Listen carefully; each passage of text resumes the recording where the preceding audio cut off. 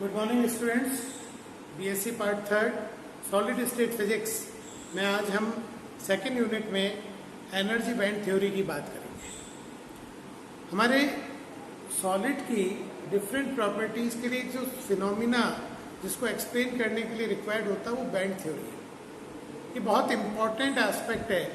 देखिए, हमने सॉलिड में देखा कोई इंसुलेटर है, कोई कंडक्टर है, कोई सेमीकंडक्टर है। ये प्रॉपर्टीज का डिवीजन किस हिसाब से करें?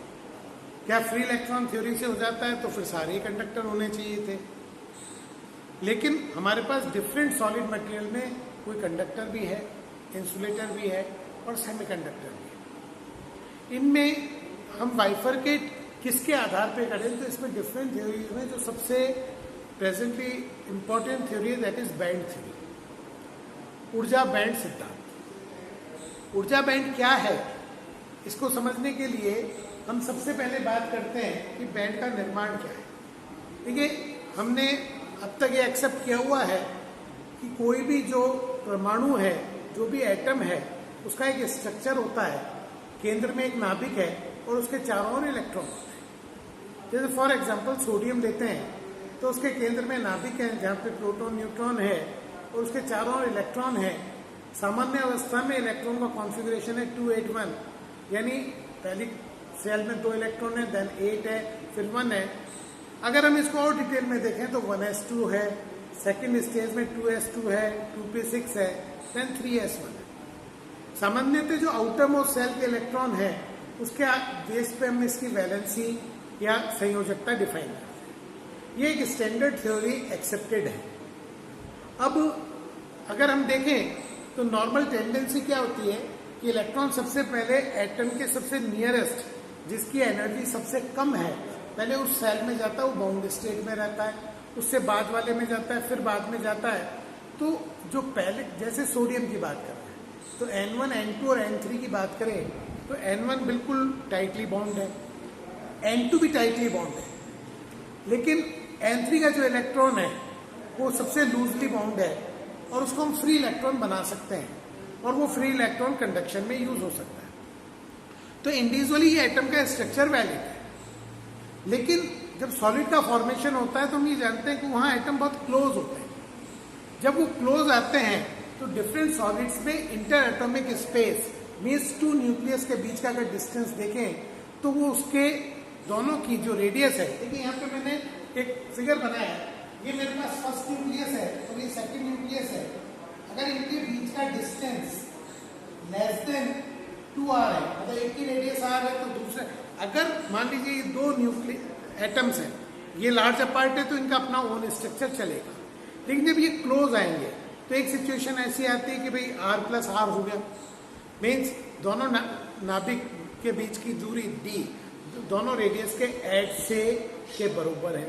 जब तक ये ज्यादा है तब तक तो एटम का स्ट्रक्चर वैलिड है, लेकिन सॉलिड्स में ये पाया जाता है कि जो distance between atom nucleus d है वो 2r से लेस होता है, मीन्स जो रेडियस है एटम की उससे कम है। इसमें कम होने का मतलब हो गया कि ये आपस में ओवरलैप कर रहे हैं, क्योंकि एटम का मेजर हिस्सा वैकेंट है, उसमें शेल्स है। तो जब 2 एटम वेरी क्लोज आते हैं तो उनके शेल्स ओवरलैप करते हैं। जब ये शेल्स ओवरलैप करेंगे, हमने बहुत हल्का सा ओवरलैप दिखाया, हो सकता है ये एक शेल ओवरलैप कर रहा हो, 2 कर रहे हो, 3 कर रहे हो, ये डिपेंड करेगा इंटर एटॉमिक स्पेस कितना है। जितने ज्यादा क्लोज एटम्स आएंगे ये उतने ज्यादा ओवरलैप करेंगे। इनकी ओवरलैपिंग के कारण ये अपने आप में एक बैंड्स बना लेंगे, वो कहलाते हैं एनर्जी बैंड्स। नॉर्मल वे में जो आउटर मोस्ट शेल है वो जब ओवरलैप होके बैंड बनाता है तो उसको हम नाम देते हैं कंडक्शन बैंड। ये हमारा बैंड कहलाता है कंडक्शन बैंड। और वैलेंसी वाला बैंड जब ओवरलैप होता है तो वो कहलाता है वैलेंस बैंड। इन जनरल जैसे सोडियम की मैंने अभी बात करी, सोडियम में 1s2, 2s2, 2p6 ये तो बाउंड है। 3s1 के साथ 3p का स्ट्रक्चर भी होगा और वहां p भी ओवरलैप होकर एक बैंड बनाएगा। तो p के ओवरलैपिंग से जो बैंड बन रहा है वो कंडक्शन बैंड है और s के ओवरलैप से जो बन रहा है वो वैलेंस बैंड है। अब यहाँ पर जब ये क्लोज आते हैं तो मैं सबसे पहले बैंड फॉर्मेशन की बात करता हूँ। हमारा इंटर एटॉमिक स्पेस कितना है, इस पे बहुत कुछ डिपेंड करेगा कि इसकी कैरेक्टरिस्टिक्स क्या है। उसके पहले मैं एक जनरल बैंड फॉर्मेशन में जर्मेनियम को डिस्कस कर रहा हूँ। देखिए जर्मेनियम का कॉन्फ़िगरेशन होता है 1s2, 2s2, 2p6, 3s2, 3p6, 3d10, 4s2 और 4। इसके अंदर आप देखिए ये कंप्लीट फील्ड है, ये कंप्लीट फील्ड है, ये कंप्लीट फील्ड है। तो 1, 2 और 3 ये तीनों स्टेज बाउंड इलेक्ट्रॉन की तरह वर्क करेंगे, मीन्स इट टोटली बाउंड है। लेकिन ये जो फोर्थ के 4 इलेक्ट्रॉन हैं ये सबसे लूजली बाउंड है। इनको हम अगर स्मॉल अमाउंट ऑफ एनर्जी दे दें तो ये बाहर आ जाएंगे और हम इनको कंडक्शन में यूज कर सकते हैं। अभी रिसेंटली मैंने जो सोडियम का एग्जांपल लिया था, सोडियम का जो आउटर मोस्ट इलेक्ट्रॉन है उसको आयोनाइज करना बहुत आसान है। बल्कि इन जनरल जब सोडियम के एटम्स क्लोज आते हैं, सॉलिड फॉर्म करते हैं, तो ये लास्ट वन इलेक्ट्रॉन अपने पेरेंट न्यूक्लियस से फ्री हो जाता है और फ्री मूव कर सकता है विद इन सरफेस, इसलिए इसको हम फ्री इलेक्ट्रॉन कहने लगते हैं। अब यहाँ पर मैंने अभी आपके सामने कॉन्फ़िगरेशन की बात कर रहा हूँ, तो आप देखिए जर्मेनियम में N1 में 2 इलेक्ट्रॉन है, N2 में 2 और 6 इलेक्ट्रॉन है, N3 में 2 और 6 और 10 इलेक्ट्रॉन है, बट N4 में 2 और 2 इलेक्ट्रॉन है।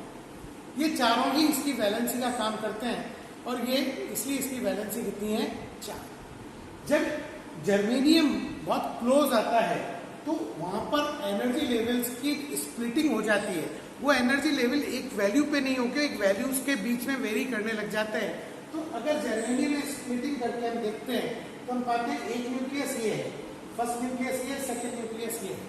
यहाँ पे आप देखिए N1 है, दोनों स्ट्रक्चर दोनों के अभी भी सेपरेट है क्योंकि ओवरलैपिंग होगी सबसे बाहर वाले की, फिर उससे अंदर। तो यहाँ पर देखिए सबसे पहले N4 की ओवरलैपिंग हुई, इसने एक बैंड बनाया, N3 ने ओवरलैप होकर बैंड बनाया। उससे नीचे चले तो N2 और N1 अभी भी दोनों एटम्स के सेपरेट है।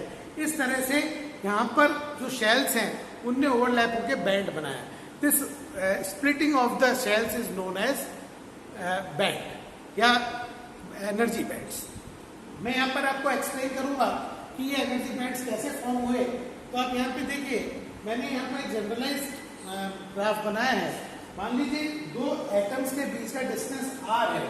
जब हम लार्ज पार्ट बात करते हैं तो मान लीजिए ये कोई इसका 3p है और मान लीजिए 3s हो सकता है। सोडियम की बात करें हम, अगर हम ये 2 एनर्जी लेवल्स हैं, जब हमारे इंटर एटॉमिक स्पेस लार्ज है तो 3s और 3p दोनों सेपरेट हैं। और सेपरेट है इसका मतलब इनमें दोनों की अपनी इंडिविजुअल आइडेंटिटी है। ये नॉर्मली एनर्जी सेल जैसे होते हैं, बट जैसे जैसे क्लोज आएंगे, जब ये क्लोज आएंगे तो क्या होगा, फर्स्ट का न्यूक्लियस सेकंड पे भी अट्रैक्शन लगाएगा और सेकंड का अट्रैक्शन फर्स्ट पे भी होगा। इवन समटाइम ऐसी सिचुएशन बन जाती है कि आउटर मोस्ट सेल का जो इलेक्ट्रॉन है उसमें अपने पेरेंट न्यूक्लियस से जो नियर बाय न्यूक्लियाई है उसका अट्रैक्शन ज्यादा आ जाता है। इसके कारण यहाँ पर स्प्लिटिंग होती है और जैसे जैसे क्लोज आता है, जैसे स्प्लिटिंग हुई तो जब ये स्प्लिट हुआ तो कंडक्शन बैंड कहलाता है और ये स्प्लिट हुआ तो वैलेंस बैंड कहलाता है। जैसे से क्लोज आएंगे, अब आप यहाँ पर देखिए कि हमने इनकी स्प्लिटिंग के ग्राफ को बनाया है और यहाँ पे देखिए 3 सिचुएशन है। एक अगर इंटर एटॉमिक स्पेस R1 है तो क्या होगा, R2 है तो क्या होगा और R3 है तो क्या होगा। अब देखिए जब ये क्लोज आ रहे हैं तो कंडक्शन बैंड के लोअर और वैलेंस बैंड के अपर के बीच में जो गैप है वो मॉडरेट है। ये मॉडरेट गैप है तो ये सेमीकंडक्टर होगा। This one is known as semiconductor अर्धचालक। जब कंडक्शन बैंड की लोअर एज और वैलेंस बैंड के अपर एज का जो एनर्जी गैप है वो मॉडरेट होगा, लिमिटेड होगा, तो ये हमारा कहलाएगा सेमीकंडक्टर अर्धचालक। अब देखिए इसके बाद मैंने सिचुएशन R2 यहाँ पे बात कर रहा हूँ। R2 वो पोजीशन है जहां पर वैलेंस बैंड और कंडक्शन बैंड में कोई एनर्जी गैप नहीं है, या अदर वर्ड्स में कह सकते हैं कंडक्शन बैंड और वैलेंस बैंड दोनों एक दूसरे पे ओवरलैप कर रहे हैं। ओवरलैप करने का मतलब है कि जितने इलेक्ट्रॉन वैलेंस बैंड में थे वो सारे इलेक्ट्रॉन कंडक्शन बैंड में आ जा सकते हैं। They can easily move. इसका मतलब वैलेंस बैंड में जो इलेक्ट्रॉन होंगे वो सारे इलेक्ट्रॉन कंडक्शन बैंड में अवेलेबल है। तो ये इस समय एज एन कंडक्टर वर्क करेगा। तो ऐसे मटेरियल्स जिनकी इंटर एटॉमिक स्पेस इस रेंज में आता है वो कंडक्टर्स कहलाते हैं, जिनका इस रेंज में आता है वो सेमीकंडक्टर कहलाते हैं। बट सबसे इंपॉर्टेंट है कि जब ये और क्लोज आते हैं, जब ये और क्लोज आते हैं तो आप फाइंड आउट करेंगे कि यह एनर्जी बैंड के बहुत ज्यादा बढ़ गया है, यानी जो स्प्लिट होकर ओवरलैप हो रहे थे वो वापस सेपरेट हो गए। और सेपरेशन से इस समय जो एनर्जी रेंज आ रही है वो बहुत ज़्यादा है, और ये कहलाता है इंसुलेटर। ये वो पोजीशन है कि कहीं बहुत ज़्यादा क्लोज हो गए तो वो इतने टाइटली बाउंड हो गए कि वहाँ पे कंडक्शन बैंड और वैलेंस बैंड में बहुत बड़ा गैप है, और ये सिचुएशन कहलाएगी इंसुलेटर।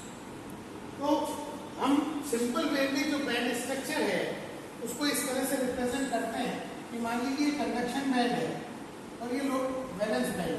ये तो हो गया कंडक्शन बैंड और ये हो गया वैलेंस बैंड।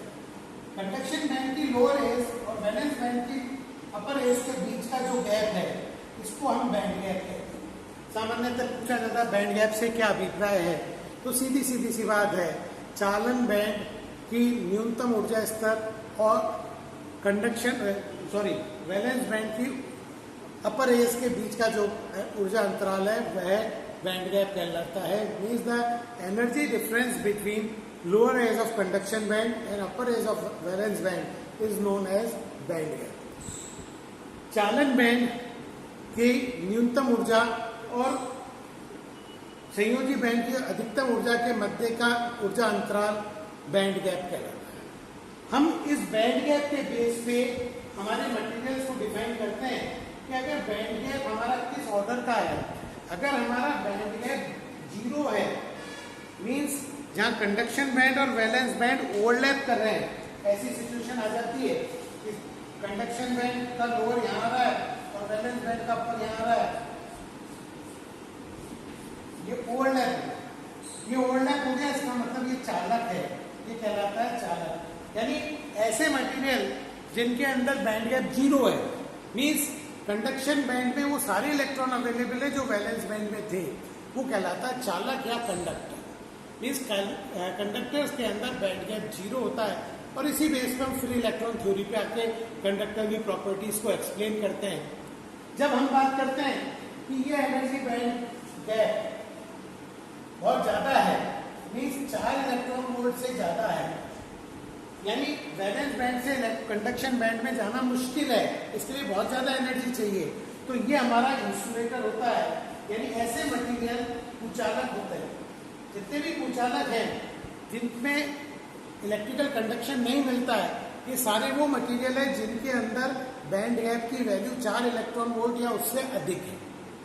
कुछ मटेरियल ऐसे होते हैं जहां पर बैंड गैप ना तो 0 है ना बहुत अधिक है, यानी बैंड गैप का ऑर्डर लगभग 1 इलेक्ट्रॉन वोल्ट का है। ये मटेरियल हमारे सेमीकंडक्टर्स कहलाते हैं। मींस जहां पर बैंड गैप 1 इलेक्ट्रॉन वोल्ट के ऑर्डर का है, ये हमारे सेमीकंडक्टर्स कहलाते हैं। जैसे जर्मेनियम नॉर्मल वे में लगभग 0.7 इलेक्ट्रॉन वोल्ट का इसका बैंड गैप होता है, तो जर्मेनियम एक अर्धचालक है।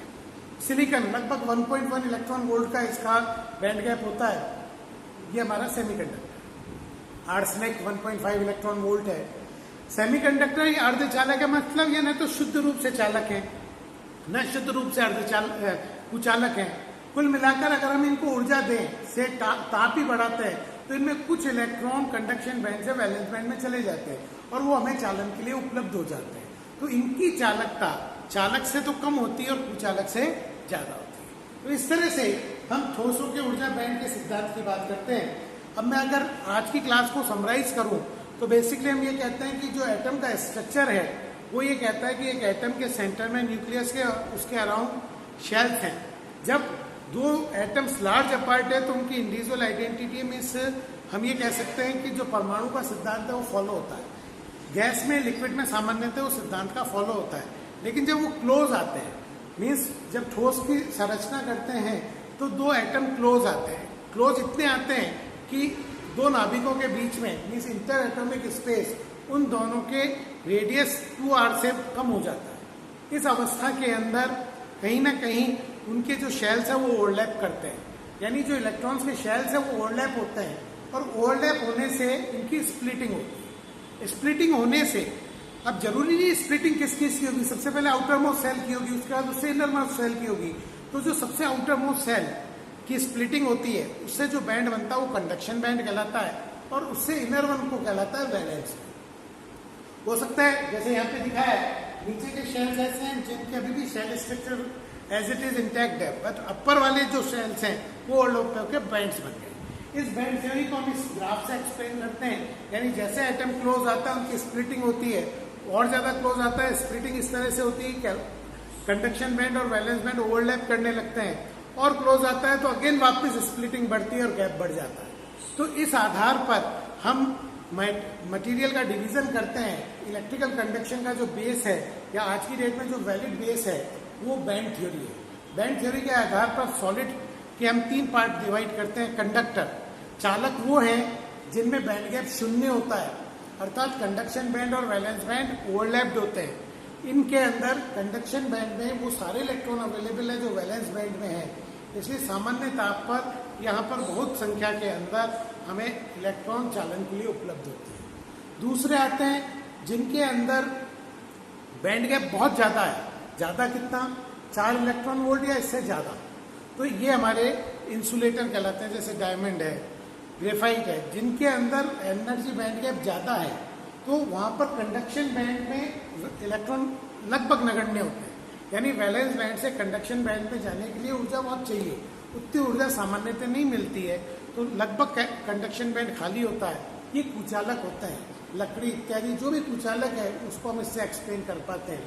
और तीसरी इंपॉर्टेंट कैटेगरी जिसका आज की डेट में सबसे इंपॉर्टेंट रोल है टोटल मॉडर्न इलेक्ट्रॉनिक्स जिस पे आधारित है, वो अर्धचालक है, सेमीकंडक्टर। ये ऐसे मटेरियल हैं जहां पर बैंड गैप न तो शून्य है न ही ज्यादा है, सॉरी, लगभग 1 इलेक्ट्रॉन वोल्ट की कोटि का। ऑर्डर की बात करिए, कोटि इसकी 1 इलेक्ट्रॉन वोल्ट है। यहाँ पर मॉडरेट बैंड गैप होने से थोड़ा सा भी ताप बढ़ाते हैं तो थर्मल एजिटेशन एनर्जी के कारण ही बहुत सारे इलेक्ट्रॉन कंडक्शन बैंड से में पहुंच जाते हैं, यानी वैलेंस बैंड को ऊर्जा मिली और वो कंडक्शन बैंड में चला गया। इसके कारण यहाँ पर मॉडरेट कंडक्टिविटी होती है, कंडक्टर से बहुत कम है और इंसुलेटर से ज्यादा। लेकिन उससे भी ज्यादा इंपॉर्टेंट है ड्वेल टाइप का कंडक्शन होता है, जिनको हम आगे डिस्कस करेंगे। तो एक सेमीकंडक्टर हमारे लिए बहुत इंपॉर्टेंट कैरेक्टराइजेशन देता है। सेमीकंडक्टर में जर्मेनियम, सिलिकॉन, गैलियम आर्सेनाइड कुछ एग्जांपल है। तो इस तरह से आज की क्लास में मैंने शोषित ऊर्जा बैंड की बात करी। परीक्षा की दृष्टि से सामान्य प्रश्न है जहाँ पर हमें चालक, कुचालक या अर्धचालक के बैंड गैप की कोटि पूछ ली जाती है, या ऊर्जा बैंड सिद्धांत के आधार पर इनका डिवीजन पूछ लिया जाता है, और कुछ बार ऐसा भी होता है कि ऊर्जा बैंड के निर्माण को पूछ लिया जाता है। तो ये एक महत्वपूर्ण टॉपिक है जिसका सामान्यतः एग्जाम में प्रश्न आएगा ही आएगा, चाहे वो 1 नंबर का है, चाहे 3 नंबर का है या अधिक नंबर का है। तो यहाँ से मैंने आज की क्लास स्टार्ट की, आगे का पार्ट हम नेक्स्ट क्लास में करेंगे। Thank you.